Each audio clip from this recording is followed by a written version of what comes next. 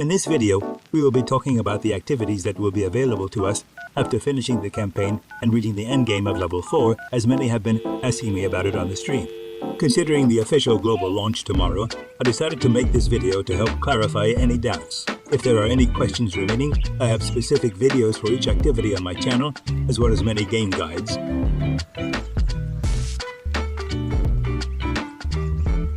Upon reaching the endgame, several activities will be unlocked, including the Whispers of the Dead. In this activity, we will have to complete various tasks to obtain gloomy favors.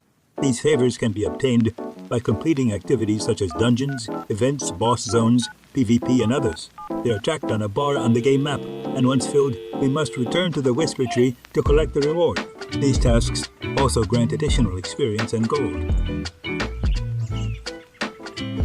The Whisper Tree, located in the swamp region, rewards us with experience and a loot containing various items such as legendary items, nightmare seals, rare equipment, gems, glyphs, and crafting materials. However, once the bar of favors is filled, the missions become gray and no longer grant gloomy favors. Hence, it is essential to visit the tree to collect the rewards. Whispers of the Dead missions are mostly simple and rotative and are only available for a limited time. It is an effective tool to level up quickly if executed efficiently. However, it is only unlocked after completing the main campaign and a specific mission of the Whisper Tree. In future games, the story mode can be skipped to access this activity and gain experience quickly. In general, the Whispers of the Dead provide an additional layer of depth and rewards to the game. It will be the first endgame activity we will encounter, as it is unlocked after completing the campaign without the need to access higher world levels.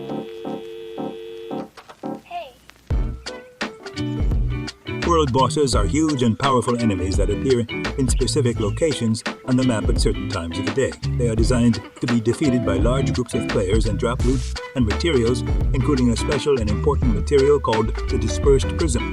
This material allows us to add gem slots to our equipment. Although this material can be obtained by rang anywhere in the sanctuary, the world bosses are a guaranteed source of it. To participate in these events, we only need to go to the market location on the map. An icon with its countdown will appear on the map, giving us a predetermined time to reach the encounter. The location and boss type rotate, but they are always in the same area, so cannot appear in a completely random area of the map.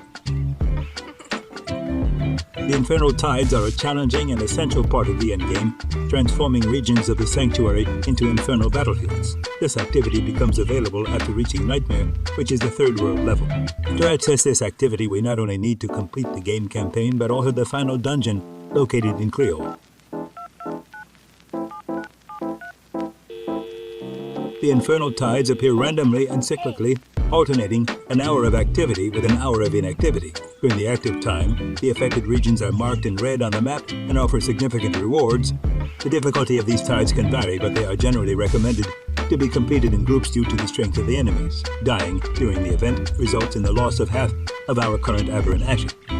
Aberrant ashes are obtained by killing enemies in the Infernal Tides and can be exchanged for tormented gifts containing specific items on the Demon Rose, an exclusive material for improving equipment.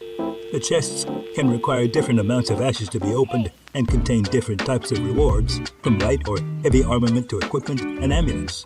If the event time ends, all unused aberrant ashes are lost. Additionally, there are hidden chests that provide superior loot. Nightmare dungeons are a crucial part of the endgame, as they offer great rewards and a challenging activity in which we must progress gradually. To access these dungeons, we need to obtain nightmare seals, which can be obtained by completing various activities, such as completing Whispers of the Dead, killing enemies in the Infernal Tides, or as a reward for completing nightmare dungeons. Once we use a seal, one of the game's dungeons will transform into a nightmare dungeon. We have to go and enter it to complete it. These seals have positive and negative affixes, so it is advisable to check them before entering, as some can be so bad that they completely ruin our progress. The rewards for these dungeons are the usual drops when killing enemies, experience, and gold, but at the end of the dungeon, we will receive very good loot. The most important part is that we can improve our glyphs, which are an essential part of the growth of our character. It is worth noting that if we complete these dungeons in a group, the enemies will be more potent, but we will get more loot and can use a seal to farm dungeons without limits. Moreover, the entire group will benefit from the loot. The hate fields are PvP areas that offer intense player versus player combat in two specific areas, the arid steppes and Kirgizia, known as the hate fields. Players can obtain various items, including legendary items and the valuable currency of this area, the seeds of hate. These can be converted into red powder at an extraction altar and used to buy special items from the PvP merchants in these areas.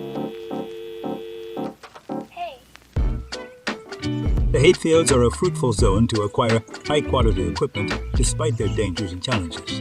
Players will face monsters and occasionally other players.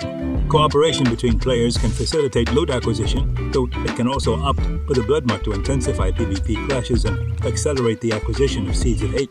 The process of converting seeds of hate into red powder, known as the purification ritual, can be threatened by other players. Dying in this area will drop all unpurified seeds. These can be collected by other players, though players with the blood mark become a target for others and can opt to eliminate it at a purification altar.